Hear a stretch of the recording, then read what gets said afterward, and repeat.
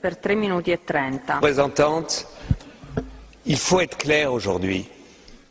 Pour beaucoup de Palestiniens, et je reviens de Ramallah et des universités palestiniennes, deux solutions n'est plus à l'ordre du jour.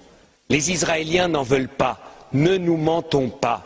Israël rend de plus impossible la solution de deux États. Nous défendons avec raison deux États.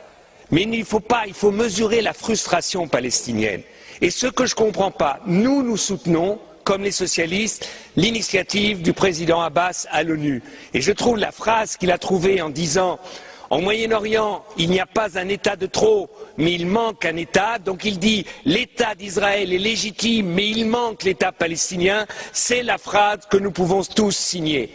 Seulement, ce que je ne comprends pas, Madame la Haute Représentante, c'est que vous arrivez ici à dire « Nous regrettons que l'Israël ait décidé aujourd'hui la construction de 1100. » Au moins, condamnez-le et ne le regrettez pas. Dites que c'est impossible. Soyez clairs. Et deuxièmement, même si nous sommes pour la reconnaissance de l'État d'Israël, de l'État palestinien tout de suite, au moins dites aux Israéliens, dites-leur, s'ils continuent les constructions, eh bien vous pousserez les États européens à tout de suite accepter la reconnaissance de l'État palestinien. Faites-leur le même chantage qu'ils font avec vous, parce qu'avec vous ils disent on va négocier et en même temps ils continuent à occuper. Faites de la politique, Madame Ashton. La politique, c'est pas de la prière. Aujourd'hui, il y a en Israël des centaines de milliers de personnes qui s'opposent à la politique de Netanyahou. Il faut que l'Union européenne, il faut que nous, ici, nous soyons sincères et Monsieur Tzanok, ne soyons pas cyniques. L'État d'Israël a été reconnu unilatéralement par l'ONU en 1947 et c'était juste.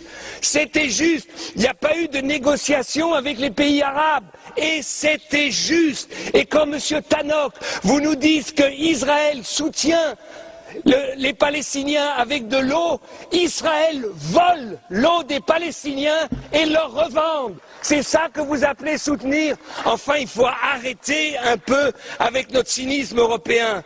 Si aujourd'hui, nous nous levons pas tous et nous disions aux Israéliens, votre paix, la paix d'Israël, Israël pouvant s'intégrer dans un espace du Moyen-Orient, même de rêver des États-Unis du Moyen-Orient, où tout le monde aurait sa place, Israël doit comprendre que c'est dans son intérêt le plus intime qu'il y ait un État palestinien.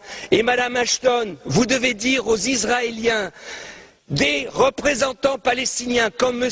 Abbas ou comme le Premier ministre Fayyad, ils n'en auront pas d'autres et qu'aujourd'hui, si le Hamas aujourd'hui est contre l'initiative de M. Abbas, parce qu'il sait que cette initiative, c'est la seule possible pour qu'il y ait deux États au Moyen-Orient.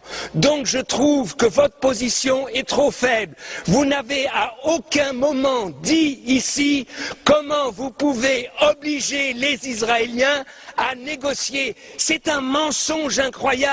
Ils disent on va négocier sans conditions parce que sur le terrain, on est en train de changer les conditions. On est en train de continuer l'occupation. Donc dites aux Israéliens où ils arrêtent tout de suite les colonies, la colonisation et la construction, où l'Union européenne soutiendra tout de suite la reconnaissance de l'État palestinien maintenant dans la 66e réunion des États de l'ONU.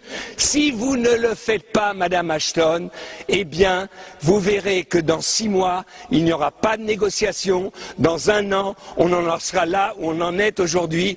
Vous reviendrez ici, vous dites il faut que les Israéliens et les Palestiniens comprennent que ce n'est que par les négociations qu'ils arriveront à la paix.